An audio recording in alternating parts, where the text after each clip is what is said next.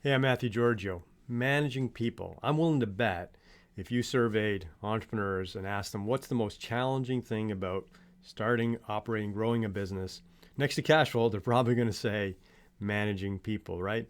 Because it's really, really challenging because there's no formula for this to be successful. You kind of have to learn as you go and react based on the people that you're working with as well. So there's so many variables that you have to deal with. So how do you teach someone before they start making mistakes, before they're in the middle of actually managing? How do you teach them to prepare and make better decisions?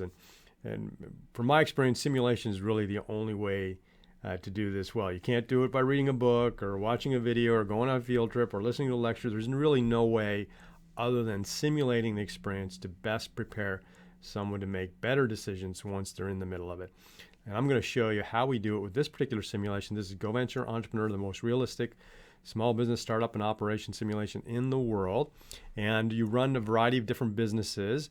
And while you're running your businesses, eventually you will need to hire employees to help grow your business. Otherwise, you won't be able to grow your business any further.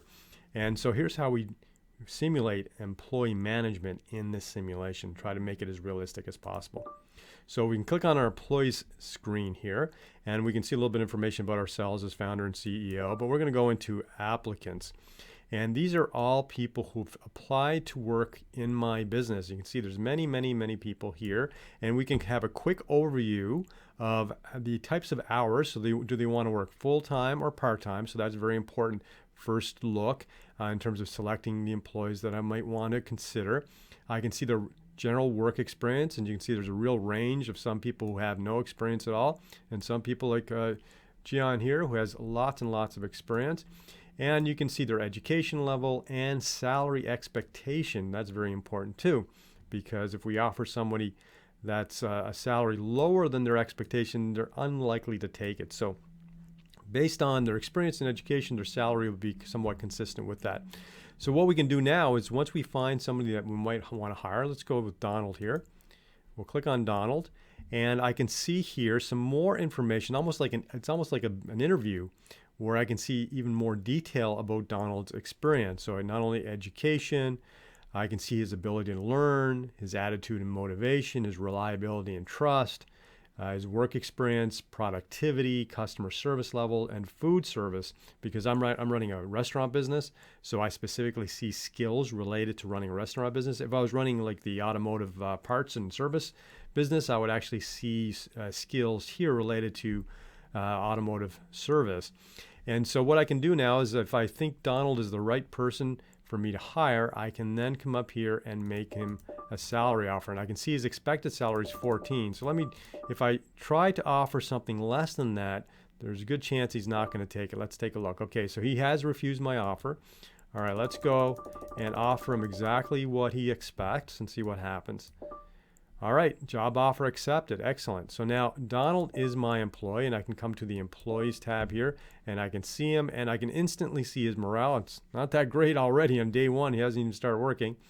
I haven't scheduled him yet, so maybe once I schedule him, he'll be a little bit happier. He's available 40 hours a week, so full-time. There's his salary and his expected salary. So his salary could change over time, and I'll be able to see what he started at and then what his current salary is, and when I've hired him. So I've hired him in year 1, day 16 of the simulation. So what I can do now is I can go to the operations area, and I can see my work schedule. So my business is scheduled to open 9 to 5, Monday to Friday. I can change that for any day of the week, but I'm going to leave that as is, and instead what I'm going to do now is I'm going to look at my employees. In this case, I just have Donald, and I can now schedule Donald to work whenever I want him to work. So let's say I want him to come in just for lunch hour, rush time and lunch hour on Mondays, and I can do the same thing on Tuesdays. But then I want him to work full days on Wednesdays, and let's put that in there. Very good. There we go. And I can continue this and schedule them for every day of the week and change the hours of my business and everything. So you can see I have very granular control over when Donald is scheduled to work. And as I hire more employees, I could have 5, 10 employees working at the same time. I can schedule them all using this chart here. And in fact, I can also go by day. I can go over here and check out all my employees by day. And again, I only have Donald working at the moment. All right, so let's go back to employees and look at some additional information here. So I can again click into Donald, look at some more detail. And here's what's really fun as well, is you notice that this is the same information that I had about Donald when I hired him, but there's a little white line. That white line shows the state of that particular skill or characteristic when he was hired. And as time goes on, Donald's characteristics and experience and skills will actually adjust. So the longer he works for my business, his work experience will actually increase. His productivity may actually increase or decrease, depending on things like his morale and attitude and motivation. His customer service levels may increase. His food service skills may increase as he's working, just through the nature of working in the business. And again, some of the things may go down, like morale could go up, could go down based on circumstances that are happening in the simulation. And I can try to influence that morale through various levers that I have access to in the simulation. And here's the other cool thing is I can actually train my employees. So in this case, Donald, I can train him on customer service and food service. And if I had more employees, I'd see them all here. And I can invest in training him on these particular skills. And over time, his skills will improve much faster than they would if I was not training him. In addition, while he's being trained on the job, his productivity actually goes down while he's training because he's spending time being trained, and therefore productivity drops during the training period. But presumably, as he's being trained, his skills will increase, and once the training is completed, I'll have a higher skilled employee during that time. But of course, it does cost money and does cost productivity.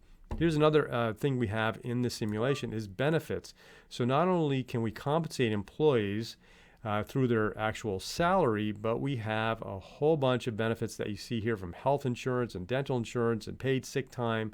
And I can just turn these on, and this applies to all my employees, not just Donald. So as I hire more employees, anything I turn on here will apply to them as well, which potentially increases their morale because they feel like they're being better compensated, their loyalty to the business, and obviously lots of benefits. But we also have to consider the financial costs, and you'll notice there's a percentage of salary.